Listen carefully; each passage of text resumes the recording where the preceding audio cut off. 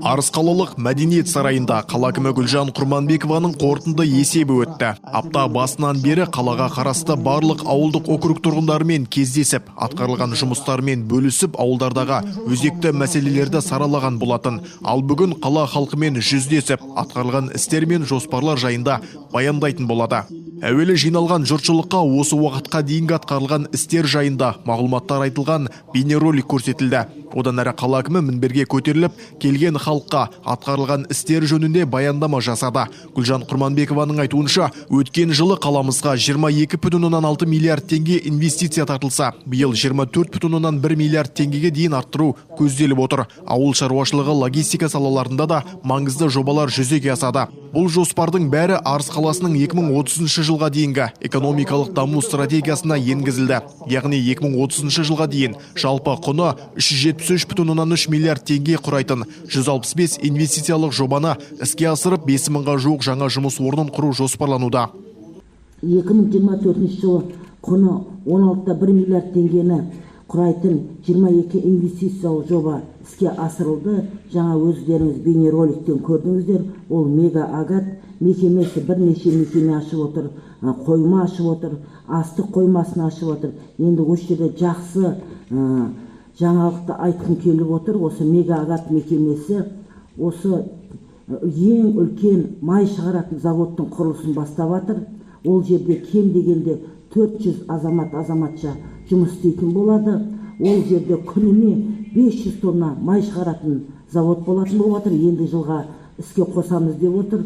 Ол жерде шит мақтаның майын, мақсары майын және пісте майытқа шығарамыз деп отыр. Шаруаларға бәріне айтып жатырмыз. Осы дақылдарды өсірген жағдайда осы Арыс қаласында өзіміздің заводта қабылданатын болады. Ол да бір үлкен жаңалық, үлкен табыс деп айтқым келеді. Өйткені біздің осы Түркістан облысында май шығаратын завод бірінші біздің Арыс қаласында салынайын деп жатыр. Одан бөлек және бейнероликтен көрдіңіздер, жаңағы барлық тартылып жатқан инвестиция бойынша атап өтпей қояйын. Одан бөлек жаңа табыстың ауыл шаруашылық саласында да бір қатар оң өзгерістер болып жатыр. Ол Түркістан Агро КЗ, жаңа көрдіңіздер, Түркістан Агро КЗ 4,5 мың гектарға жаңбырлатып суғару құрылғысын қоюды бастап жатыр. Ол жерде осы малға жем шөптер дайындайтын дақылдарды өсіретін болады. 50 мың ірі қара малды бордақылау алаңын салып жатыр. Сондай-ақ кездесуде ерекше назар аударылған жаңалықтардың бірі өткен ғасырда пайдалануға берілген көмірмен жанатын орталық қазандықтардың орнына жаңа табиғи газбен жұмыс жасайтын модульдік қазандықтарға алмастырылуы болды. Қала әкімінің айтуынша, бұрынғы орталық қазандықтар көмірмен жұмыс істеп, қала ауасын ластайтын, әрі шығыны да аз емес болатын. Ең тарихи жыл деп айтқым келеді биыл. Көптен күткен 3 жыл бойы соңында жүріп жасаған біздің мына орталық қазандығымыз. Орталық қазандығынан бұрқырап, қап-қара түтіні шығып, біздің кір жуған үйдегі азаматшаларымыз далаға киімдерін жайса қап-қара болып, сондай өтініштерді айтқан еді. Енді мына орталық қазандығымыз көмірден газға ауысып, бүгінгі таңда газбен жылынып жатыр. Мынау қара түтіні шығып жатқан жоқ, көріп жатқан шығарсыздар. Ол да біздің қаламыздың экологиясының дұрысталуына, қаламыздың жаңағы ауасын дұрыстауына үлкен септігін тигізіп жатыр деймін. Өйткені мен сол котельныйдың қасында тұрамын. Жылда осы көмірлі түтіннен қашан құтылатын едік деп неғылып, қазір бір керемет сондай қуанышты жағдайда жүрмін өзім. Халықта сондай шығар деп ойлаймын. Одан бөлек біз қазандықты соляркамен жанатын, осы көмірмен жанатын 2 орталық қазандықты ауыстырдық газға. Бүгін таңға шығынымыз 15 есеге азайды. Газдың шығыны 15 есе азайды. Жиын барысында шаһар басшысы қала мен ауылдарда жолдарды жөндеу, ауыз су сапасын арттыру, табиғи газбен қамту, жылу жүйесін жаңғырту және көшелерді жарықтандыру сынды мәселелер кезең-кезеңімен шешіліп жатқанын айтты. Темір жол су құбырларын бәрін біз коммуналдық меншікке қабылдап алып, өзіміз халыққа сумен қамтамасыз ететін болып жатырмыз. Оған да жобалық сметалық құжаттамалар дайындалып, оған да енді жылы қаржы бөлініп, оны да жұмыс атқарайын деп жатырмыз. Өздеріңіз білесіздер, президентimiz, үкіметіміз 25 жылға шейін ауыз суды толық халықты 100% қамту керек. Соған сәйкес барлық су мәселесіне қаржылар бөлініп, жұмыстар атқарылып жатыр. Нәтижесінде мына теміржол су мекемесінің құбырларын бәрін жөндеуден өткізсек, және Қабылсай, Шағыр елді мекендер бар, ауылдарымыз бар, олардың бар 24 сағат сумен қамтамасыз ету бойынша жұмыстар атқарамыз деп отырмыз. Табиғи газға келетін болсақ, өздеріңіз білесіздер, мына қаламызға табиғи газ келді. Енді қазіргі таңда ең қалғаны мына орталық Ергебек көшесінен бастап мына Ақынбек көшесіне қарай осы көшелерді жақын арада қосайын деп жатыр. Мына қазіргі күндіз-түні жұмыстар атқарылып жатыр. Мынау Одан әрі жиын сұрақ жауап форматына ұласты. Тұрғындар өтініштері мен шағымдарын айтып, қала әкімінен жауап алды. Сондай тұрғындардың бірі Мейрамкүл Жұмабаева.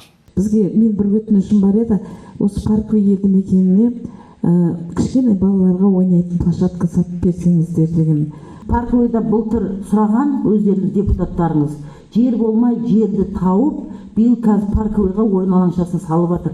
Қаржы болмай қалды деді, жылдың соңына жер салады деп. Парковыйға салынады, бірақ қай адрес екенін білмеймін. Парковыйда бір ойын алаңшасын салып жатыр ғой.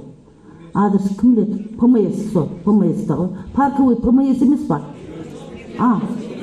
Ол бер жағыма, онда ЖКХ аппарат іс-шараға енгізіңіз деп, мына кісінің айтқан адресін көріңіз деп, ол жерде жер бар ма, жоқ па? Бірінші жерді табуымыз керек та, жердің бәрі жекеменшікке өтіп кеткен ғой. Мына ПМС жерді тауып берді өздері, сөйтіп салып жатырмыз. Барлық жерге жерді реттеуіміз керек та, мына іс-шараға енгізейік. Сондай-ақ аялдама мәселесін көтерген қала тұрғыны Абай Әкімұлы көшелерге аялдама салып берсе дейді. Автобус жөнінен айтайын дедім. Қаланың ішінде кейбір жерлерде аялдама жоқ, остановка жоқ. Автобус жолдың ортасына тоқтайды. Ол деген ар жақтан бер жақтан келатқан машинаға кедергі. Орысша айтқанда аварийный ситуация создавать етеді. Сол үшін аялдамалар салына ма, салынбай ма? Өте орынды сұрақ. Бұрын автобус болмай аялдаманың бәрі, жылда біз 10 аялдама салып жатырмыз. Сосын бұрынғы қирап тұрған аялдамаларды краскілеп, реттеп, сөйтіп жасап жатырмыз. Қазір 10 остановкаға тендер өткізілген, мердігері бар, бірақ салғызуға қаржын жеткізе алмай жатырмыз. Қаржы болғанда біртіндеп қоямыз. Бәріне қаржыға байланысты қойған. Мердігер бар, конкурс өткізіп қойған, бірақ ақша бере алмай жатырмыз.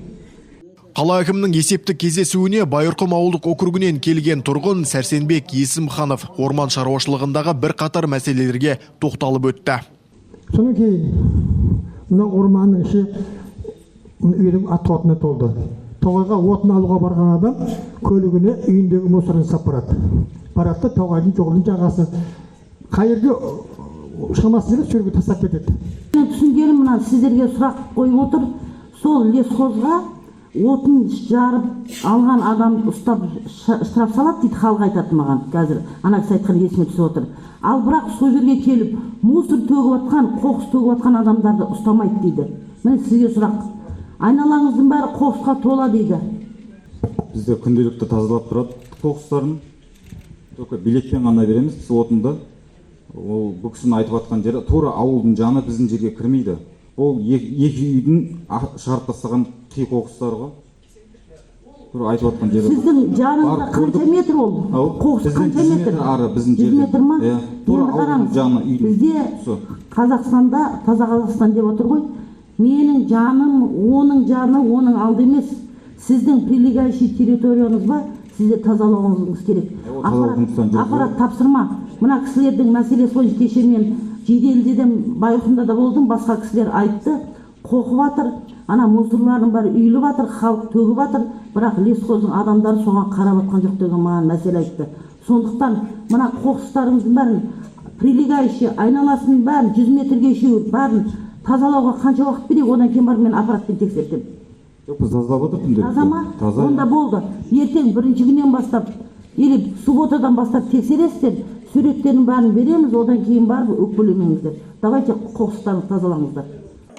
Есептік кездесуден соң жиын қала әкімінің жеке қабылдауына ұласты. Қабылдауда көтерілген мәселелер автобус ойын алаңшасын салу, сонымен қатар материалдық көмек болды. Менің айтайын деген, мен мынау Айтеке Бибрава 66 дом. Гүлназир Естаның қасындағы Союз кезінен кеткен. Анау ескі Батыр алаңының жағында. Бірақ дом ғой өзі. Сол жерде тұрам. Бізде жаңа айтып жатыр ғой, балалар алаңы жоқ.